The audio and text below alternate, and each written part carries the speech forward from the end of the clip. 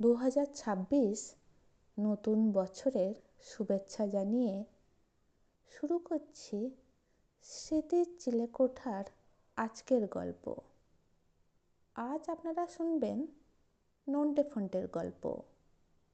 গল্পের নাম ফারাক্কার মিষ্টি তরমুজ। একদিন সুপারিনটেনডেন্ট স্যার বোর্ডিংয়ে ফিরে কেলটু আর নন্টে ফন্টেকে বললেন, আসার সময় দেখলাম ফারাক্কার মিষ্টি তরমুজ বিক্রি হচ্ছে। খেতে খুবই ইচ্ছে হচ্ছিল, কিন্তু খাওয়া হলো না রে কেলটু। তাই শুনে কেলটু বলল, সে কি স্যার, খাওয়া হলো না কেন? কেলটুর কথা শুনে সুপারিনটেনডেন্ট স্যার বললেন, বাইরের কাটা ফল খাই না, আর আস্ত ভারী তরমুজ বয়ে আনা আমার পক্ষে সম্ভব নয়, কারণ তোরা তো জানিস আমার হার্ট দুর্বল। বয়ে আনতে না পারার জন্যে আপনার তরমুজ খাওয়া হবে না স্যার? তাহলে আমরা আছি কেন? কেলটু বলল, আপনি মনোকষ্ট পাবেন না স্যার, আমরা আপনাকে তরমুজ খাওয়াবো। কেলটুর উৎসাহ দেখে সুপারিনটেনডেন্ট স্যার বললেন, আরে ব্যস্ত হওয়ার কিছু নেই। স্যারের কথা শুনে কেলটু বলল, আপনার না থাকতে পারে, কিন্তু আমার দের আছে। আপনি বিশ্রাম নিন, আমরা তরমুজের ব্যবস্থা করছি। আমার ওপর তোর এত টানের জন্যেই তোকে পছন্দ করি। এই বলে সুপারিনটেনডেন্ট স্যার চলে গেলেন। স্যার চলে গেলে কেলটু নন্টে ফন্টেকে বলল, চল নন্টে আর ফন্টে, তরমুজ এনে স্যারের বাসনা পূরণ করি। কেলটুর এই কথা শুনে দুজনে বলল, আমরা কেন যাব? তুমি বলেছ তুমি এনে পূরণ করো। এই ধরনের কথা শুনে কেলটু বলল, তাহলে স্যারকে গিয়ে বলি তোদের অসহযোগিতার জন্যে আপনার স্বাদের তরমুজ খাওয়া হলো না।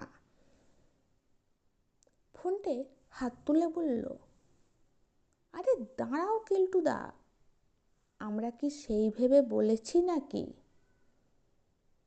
এরপর তিনজনে মিলে বাইরে গেল। তরমুজ দোকান দেখতে পেয়ে কেলটু বলল, ওই তো তরমুজ বিক্রি হচ্ছে। কেলটুর উৎসাহ দেখে তরমুজ বিক্রেতা এক ফালি তরমুজ হাতে নিয়ে বলল, ফারাক্কার মিষ্টি তরমুজ নিয়ে যান বাবুরা, মাত্র 20 টাকা কিলো। এরপর তিনজনে দোকানের সামনে আসলে একটা আস্ত তরমুজ দাঁড়িপাল্লায় চাপিয়ে বিক্রেতা বলল, এটা নিয়ে যাও, খুব মিষ্টি হবে, পুরা 5 কিলো আছে, 100 রুপিয়া দেও। বিক্রেতার কথা শুনে আর তরমুজ দেখে কেলটু বলল, এটাই ভালো হয়েছে, স্যার খুব খুশি হবে। এই বলে তরমুজটা নিয়ে নন্টে ফন্টেকে বলল, টাকাটা দিয়ে দে নন্টে আর ফন্টে। কেলটুর কথা শুনে ফন্টে বলল, সে কি, দাম আমাদের দিতে হবে নাকি? তোরাই তো দিবি, তোরাই তো আমাকে স্যারের গুড বুকে রেখেছিস, এবার তরমুজটা নিবি না ফেরত দিবি? স্যারকে গিয়ে বলতে হবে তোরা কিনতে দিলি না। কেলটু বলল। কেলটুর এই ধরনের বিষাক্ত কথা শুনে ফন্টে বলল, খুব হয়েছে, দে নন্টে, 50টা টাকা দে। বোর্ডিংয়ে ফিরে কেলটু তরমুজটা একটা টেবিলের উপর রেখে বলল, তরমুজটা এখানে থাক, স্যারকে খবরটা দিয়ে আসি। ঠিক সেই সময় পিছনে দাঁড়িয়ে ফোনটে নন্টেকে বলল, অপারেশন তরমুজ এই মৌকায় সেরে ফেল নন্টে। অপারেশন শেষ করার মুহূর্তেই কেলটু এসে তরমুজটা নিয়ে বলল, চল নন্টে আর ফোনটে, স্যারকে তরমুজ খাইয়ে আসি। তাই শুনে ফোনটে বলল, তুমি গিয়ে খাওয়াও, আমরা পরে যাচ্ছি। এদিকে নন্টে বলল, ঠিক সময়ে অপারেশনটা করে দিয়েছি।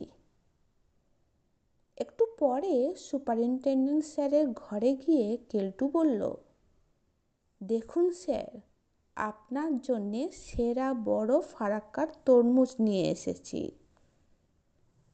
তরমুজ দেখে স্যার গদগদ হয়ে বললেন, খাসা জিনিস, তোর জন্যেই তরমুজ খাওয়ার ইচ্ছে পূরণ হবে রে কেলটু।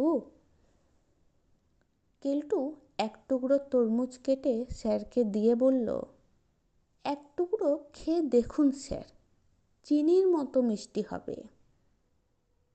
সুপারিনটেনডেন্ট স্যার তরমুজ গালে দিতে দিতে বললেন, তুই যখন এনেছিস তখন তো হবেই। স্যারকে আঁতকা তুলতে দেখে কেলটু বলল, কি হলো স্যার, কোনো গোলমাল? কেলটুর কথা শুনে স্যার বললেন, মালেতেই গোলমাল। তরমুজ এত বিষের মতো তেতো হয়?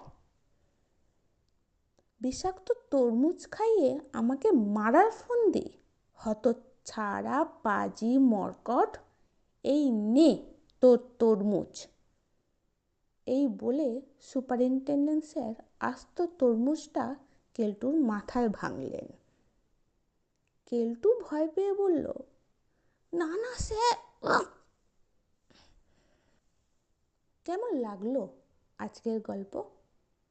যদি ভালো লেগে থাকে তাহলে লাইক করবেন, শেয়ার করবেন, আর এই ধরনের আরও নানান স্বাদের গল্প শুনতে চাইলে স্মৃতির চিলেকোঠা চ্যানেলটাকে সাবস্ক্রাইব করে আমাদের সঙ্গে থাকবেন। ভালো থাকবেন।